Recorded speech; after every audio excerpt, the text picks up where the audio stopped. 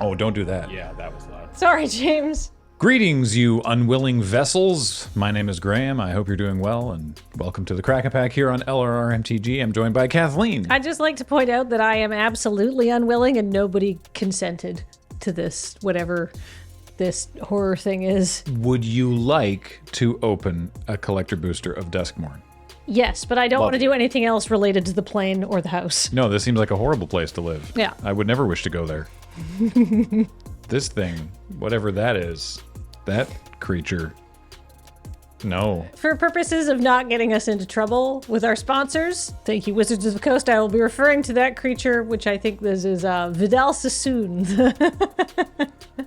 the demon of the home. Lovely. There you go. I get to open it? Yeah, of course. How exciting. As of date of recording, I have seen 0 Duskmourn cards outside of a few things that they have shown off at like a PAX panel. Yeah, I think that the majority of the stuff they've shown off, which is very little at this time, we haven't seen either, so. Well, the first thing we got is a token enchantment creature, Glimmer. It's a little 1/1 bun, although it's not actually a bun, it just is a glowing bun. Huh. It's cool. All right. Oh, and then it's double-sided. The other side is a 3/1 spirit. All right. Well, our first card is Malevolent Chandelier. It's a 4/4 for 6, and it flies. That's limited playable. 2, put target card from a graveyard on the bottom of its owner's library. Activate as a sorcery. What was this in Strixhaven? Oh, in Strixhaven, yeah. The Archivist or whatever. Yeah. But that same ability was just in Bloomborough as a 2/3 changeling Oh, right. with reach. The anti-mill technology. But you know what it would die to? This, the Malevolent Chandelier. That's true, and the Barkform Harvester also was not presumably a reference to Phantom of the Opera. Is that what this is? That's the first thing I think of when I think of Malevolent Chandelier. Our next card is a card I just saw previewed on Twitter today. It's Acrobatic Cheerleader. It's a 2/2 for 2. Love that. It's a bear. And it has survival. At the beginning of your second main phase, if Acrobatic Cheerleader is tapped, put a flying counter on it. This ability triggers only once. Oh, so if you turn it sideways and it survives, it gets flying? I love her. It's a human survivor. Ah, and she's leaping over a bunch of beasties. I used to cheat death every day in practice. This is nothing. I'm going to be humming a lot of Destiny's Child while playing this set. Yeah, I think so. Do you know what else is in this set? No. A Cracked Skull. Oh, no. It's an enchantment that you can put on a creature. When Cracked Skull enters, look at target player's hand. You may choose a non-land card from it. That player discards that card. When enchanted creature is dealt damage, destroy it. So basically, you can put it on a big guy. Yeah. We can just say, your fontanelle hasn't closed. And then you poke them in it and they die. Ears ringing and head throbbing. All Tarvin could do was wait to see what would finish the job. Oh, gross. Well, this is depressing as a set. I don't think this set's meant to be upbeat. I like I'm a baby. I'm a big baby. But you know what I'm actually into? A Cryptid Inspector. It's a 2/3 for 3. The flavor text of please be dead, please be dead, please be dead. So that's me. Elf Warrior with Vigilance. It says whenever a face-down permanent you control enters, and whenever Cryptid Inspector or another permanent you control is turned face up, put a +1/+1 counter on Cryptid Inspector. What? But she doesn't go face down. I'm so confused. I haven't seen anything to do with this set. I don't know how it works. She might go face down. You don't know her. That's true. Thank you again to Wizards of the Coast for sponsoring this. Hey, did you know they're doing split cards in this set? Neat. I did, but I hadn't seen this one. It's Meat Locker / Drowned Diner. Oh, good. So it's an enchantment room. You may cast either half. The door unlocks on the battlefield. As a sorcery, you may pay the mana cost of a locked door to unlock it. What? So you choose which one you're going to cast. Oh, if I want the Meat Locker or the Drowned Diner. Yeah, and then you pay that and it comes into play. And then you can pay the cost for the other one to also unlock that door to get both rooms. Oh, okay. So if I choose Meat Locker, which is 2 to blue, when you unlock this door, tap up to 1 target creature and put 2 stun counters on it. Get cold. Mm-hmm. And then Drowned Diner, when you unlock this door, draw 3 cards, then discard a card. Cool. This seems super functional. So basically I can play the Meat Locker and then later I can play the Drowned Diner. Mm-hmm. I love that. Great design space. It's like professionals are working on this game. Infernal Phantom. Into our first uncommon. Yep. Eerie. Whenever an enchantment you control enters and whenever you fully unlock a room. Oh. Infernal Phantom gets +2/+0 until end of turn. It's a 2/3 for 4. But when Infernal Phantom dies, it deals damage equal to its power to any target. I love cards like this.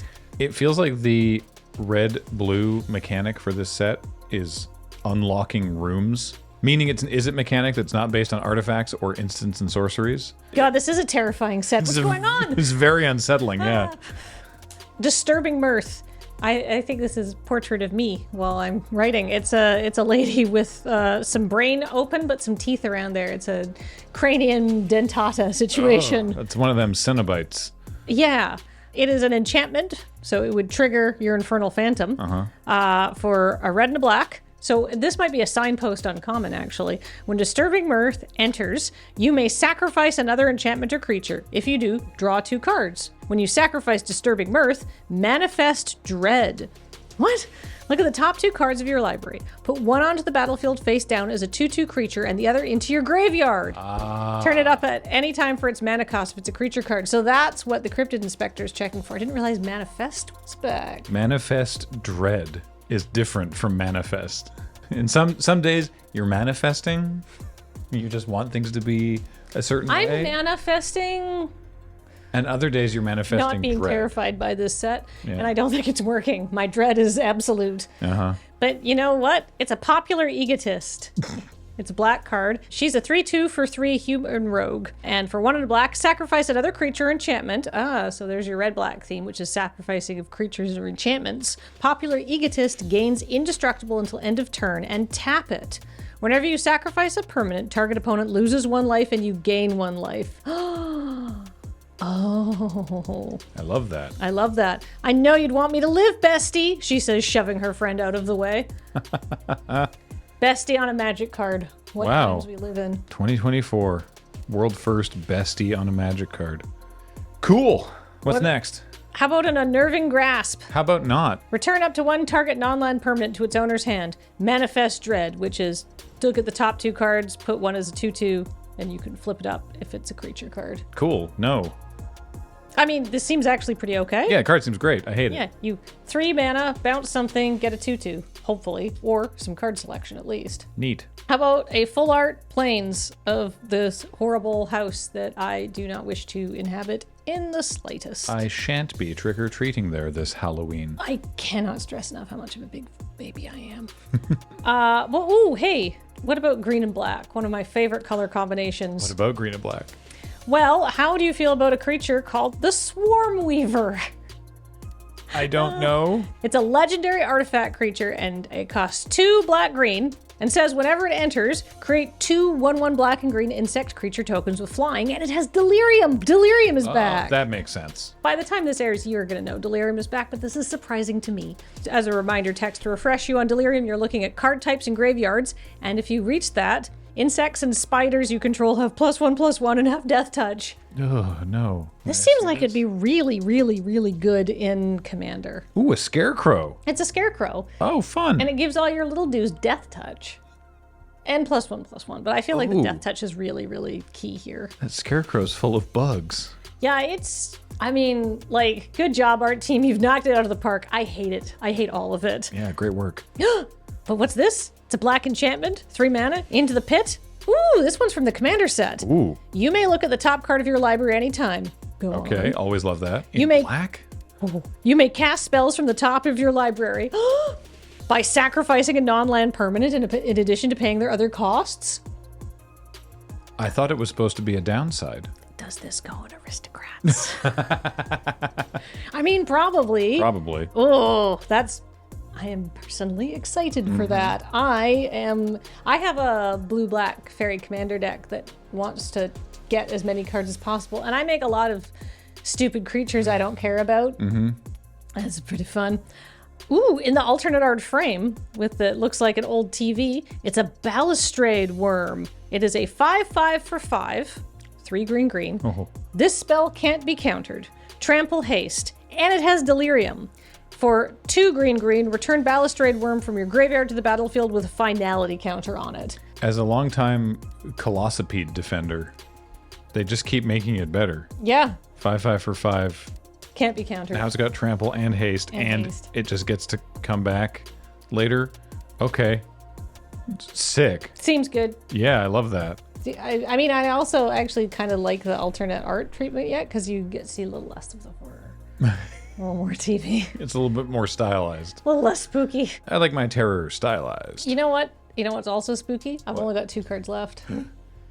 All right. Ooh, yes! I just saw this preview today. We loved the Meat Hook Massacre. Oh, sick. So they've made a sequel to it. It's literally Meat Hook Massacre 2. I can't wait for Meat Hook Massacre in 3D. Ooh, for the 3rd installment. This is XX 4 black pips, so it is expensive. Woof.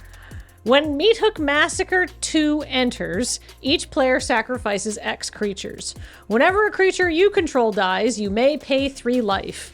If you do, return that card under your control with a finality counter on it. Okay. Whenever a creature an opponent control dies, they may pay 3 life. If they don't, return that card under your control with a finality counter on it.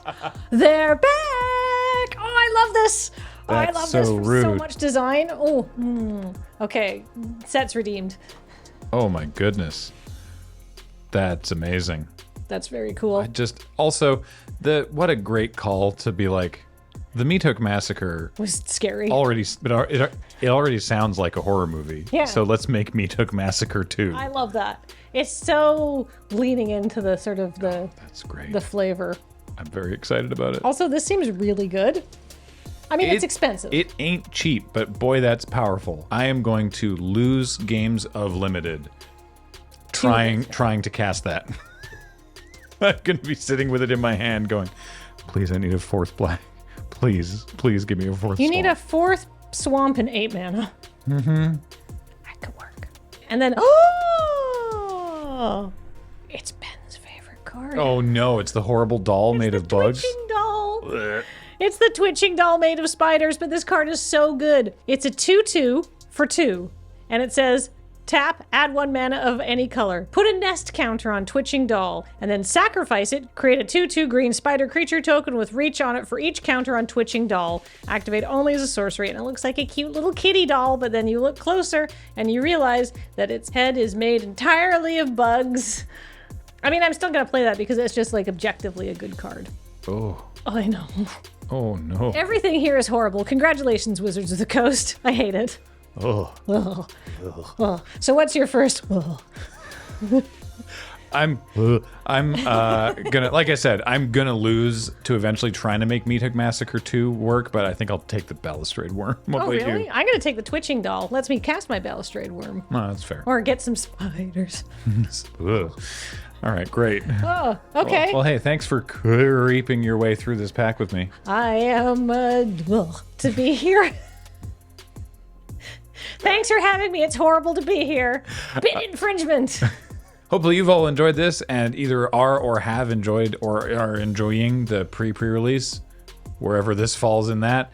But a reminder that everything we do here at Loading Ready Run is brought to you by you and your kind support of our Patreon at patreon.com/loadingreadyrun. This has been Crack-A-Pack. I have been Graham. That's been Kathleen. James has been on tech. Matt edits these, and Heather gets them online.